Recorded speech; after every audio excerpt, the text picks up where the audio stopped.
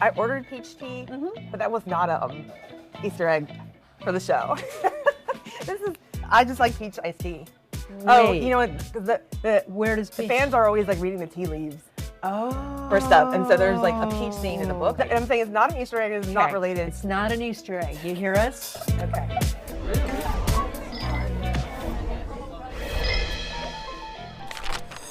Thank you. All right, Jenny Han, Thank you. author, screenwriter, showrunner, all the things. What's your drink? Peach iced tea. Okay, cheers. Cheers. Refreshing. Refreshing, let's see. Oh, I like the hint of peach. Nice. Very nice. On a summer morning, fantastic. We're in Lodi in New York City, in Manhattan. Jenny Han, you basically built an empire, let's be honest. I wouldn't go that far. I would go that far. Thank you. Yeah. Lots of books and now lots of TV, movies.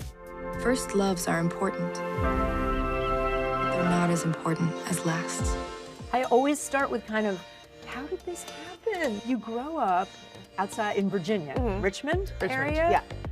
And tell me about childhood, but it sounds like your parents worked really hard. They did.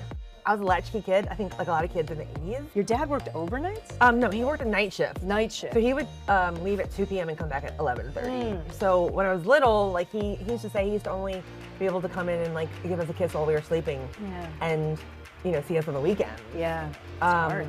And my mom worked late hours too. So She had a grocery store? She had a little grocery store, but first she had a little laundromat. Okay. So she'd be home at like 9.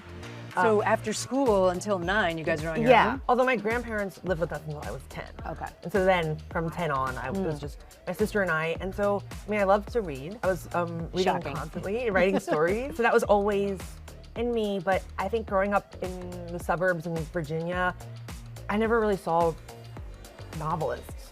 And probably not Korean American novelists. No, and it was very rare, and particularly like young Korean American novelists as well. I never thought I could be a writer. It didn't feel very, I guess, practical.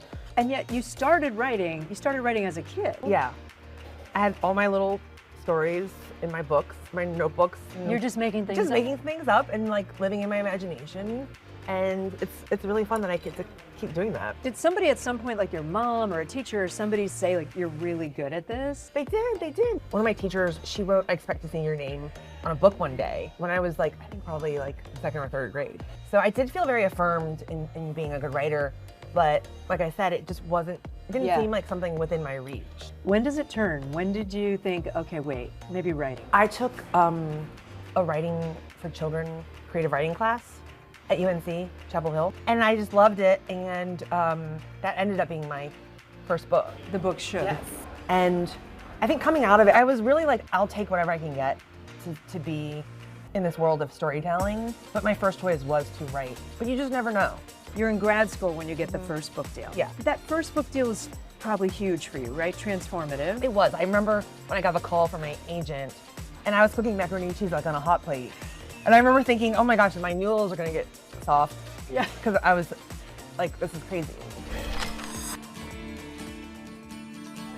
To All the Boys I've Loved Before ends up being one of the most streamed original movies, right? On Netflix. Yeah. People are gonna get very suspicious if I'm not allowed to touch you.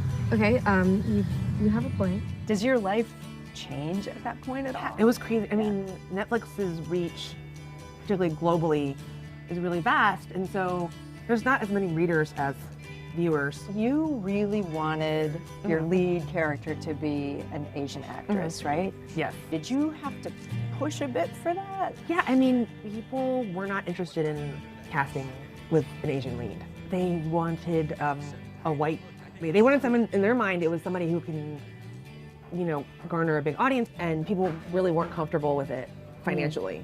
And making what they felt was a risk. They thought it was a risk financially. Yes, because they didn't have the metrics, I guess, to compare it to. Because nobody had really done it before. And ends up being so popular on Netflix. It ends up being really popular. Do you feel like you've maybe paved the way for some others? Like now I think that you've kind of broken that, it was norm? So I think there was a momentum happening within the industry. Yeah. And I have had friends say that they pitched something after to all the boys, and they were able to point to it and say like, here's my thing with an Asian lead, and they felt like it really helped them get something made. Yeah. So then the next thing is The Summer I Turned Pretty Right. series. So I told my agents, I want to do it, I want to write it, I want to run the show. Yeah. Be the showrunner. Be the showrunner and have it be fully mine. We are on season 3. It's gone gangbusters. I don't even know how to categorize how huge the show is. Did you expect it? The main character, she's, I think, someone that you can sort of put your feet in their shoes. And you could picture yourself on your beach in Sweden or in, Mexico or wherever. Right. And yourself there. And Definitely. I think that's why it like resonates, because it is really a story about a girl's coming of age and how I think that is universal. That's when I had this sudden thought. A part of me will always love you. Without giving away too much, by season 3, she knows these 2 boys her whole life. They've grown up together, but now it kind of becomes a love triangle. It's kind of like, who is she going to choose? Which of these brothers is she? Well, I think it's more like less who's she going to choose and like more what will she choose and like, yeah. Who is What she? will she Yeah. choose? What will she choose? But I'm just what was realizing something that like I ordered peach tea, but that was not a Easter egg for the show. I just like peach iced tea. Oh, Wait.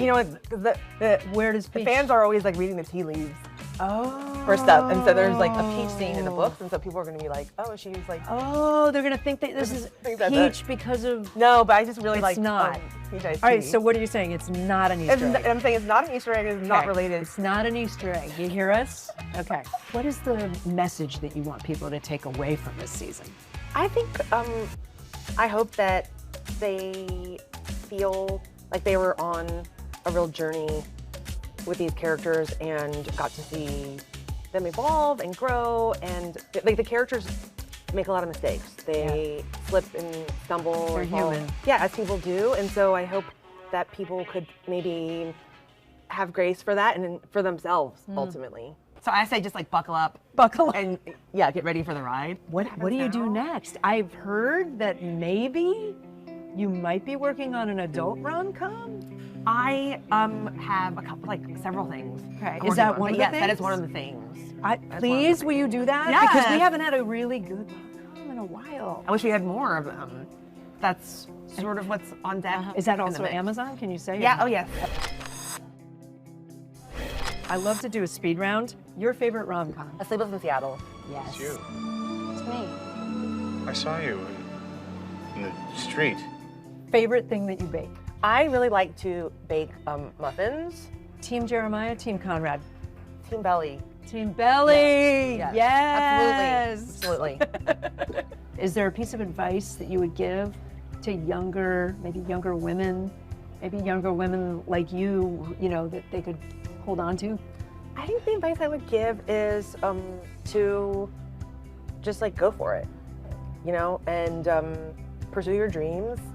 And I think try and quiet the outside voices and just listen to your own voice. Love that.